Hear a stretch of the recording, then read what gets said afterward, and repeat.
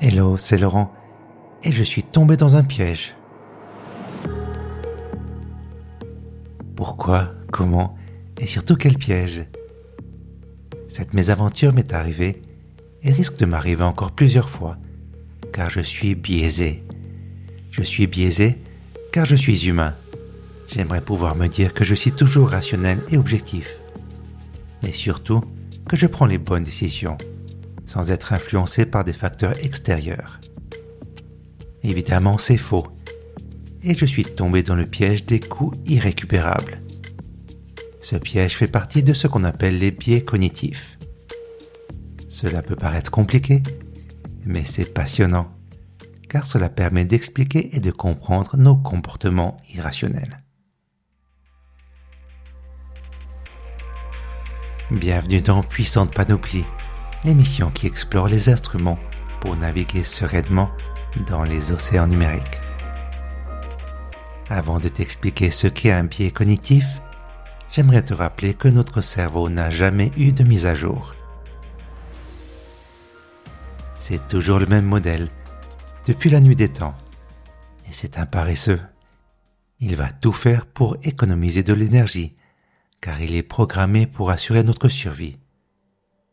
Alors dans la pratique, il ne va pas spontanément faire l'effort d'analyser en profondeur chaque situation. Dans son mode de fonctionnement, il n'est pas objectif. Il est biaisé. Il va prendre des raccourcis, pour le meilleur et pour le pire.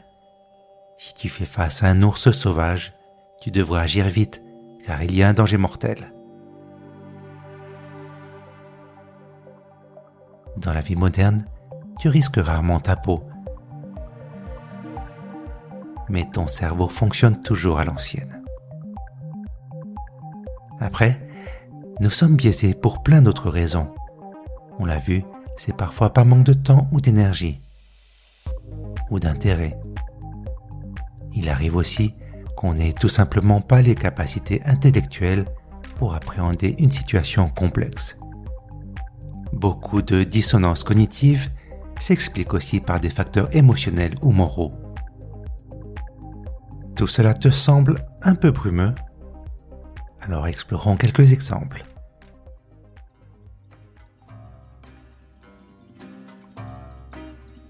Un grand classique est le biais de confirmation.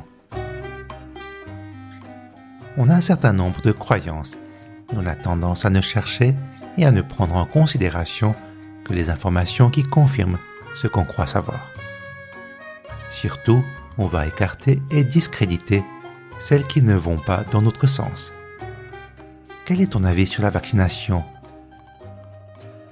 Quel que soit ton avis, tu vas faire le tri dans les articles que tu vas lire et tu vas retenir les éléments qui vont dans le sens de tes croyances. Je continue avec le biais de la disponibilité de mémoire. Pour porter un jugement, on va naturellement piocher dans des souvenirs et des événements récents ou facilement disponibles. Imagine qu'une catastrophe aérienne vient de se produire. Je te demande ensuite si l'avion est un moyen de transport plus sûr que la voiture. Tu vas évidemment me dire que ce n'est pas le cas. Pourtant, statistiquement, l'avion est beaucoup moins mortel que la voiture. J'enchaîne avec l'un de mes préférés, l'effet Dunning-Kruger. En gros, les personnes les moins compétentes vont avoir tendance à surestimer leurs compétences. Dès qu'elles auront acquis quelques connaissances, elles vont se voir meilleures qu'elles ne le sont vraiment. À l'inverse, celles qui possèdent des connaissances étendues vont être beaucoup moins sûres d'elles-mêmes. Oui, plus on en sait, plus on doute. Il y a aussi l'effet de halo. Celui-ci se produit quand la perception d'une personne ou d'un groupe est influencée par l'opinion que l'on a déjà pour l'une de ses caractéristiques. Si on trouve une personne attirante, on va plus facilement la trouver intelligente et digne de confiance. Bien sûr, la liste des dissonances cognitives est très longue, alors je vais fermer la boucle en revenant sur le piège des coûts irrécupérables. Quand on a investi beaucoup de ressources dans un projet, on a une peine énorme à l'abandonner, même s'il n'est pas viable. Le cas d'école est le Concorde. Cet avion supersonique a coûté des milliards aux gouvernements britanniques et français.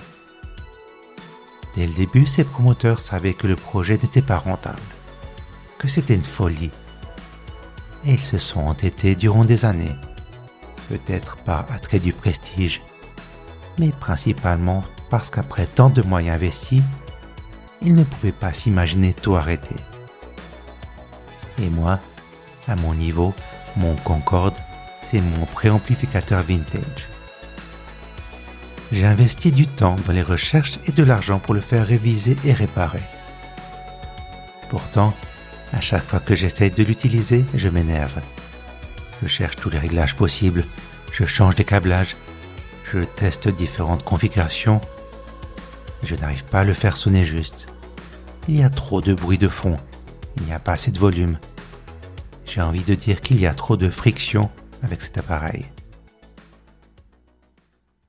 L'employé est une corvée, alors que cela devrait être un plaisir. Alors malgré tous les espoirs, les attentes et les investissements que j'ai placés dans ce préampli, je vais probablement le revendre.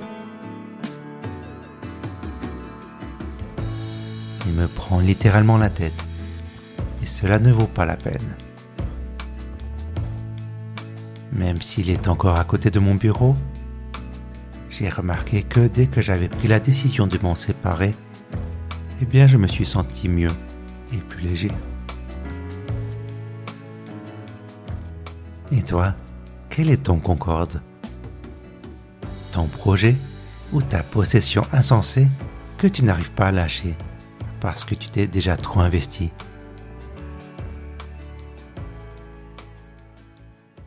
Ainsi s'achève cette première incursion dans l'univers fantastique des dissonances cognitives. Et je vais peut-être y revenir dans un prochain épisode.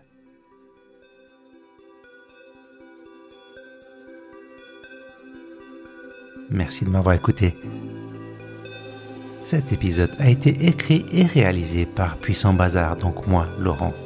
Si tu as des questions ou des remarques, envoie-moi un mail à laurent@puissantbazar.ch. Je reviens jeudi dans 2 semaines. D'ici là, prends soin de toi et à tout bientôt.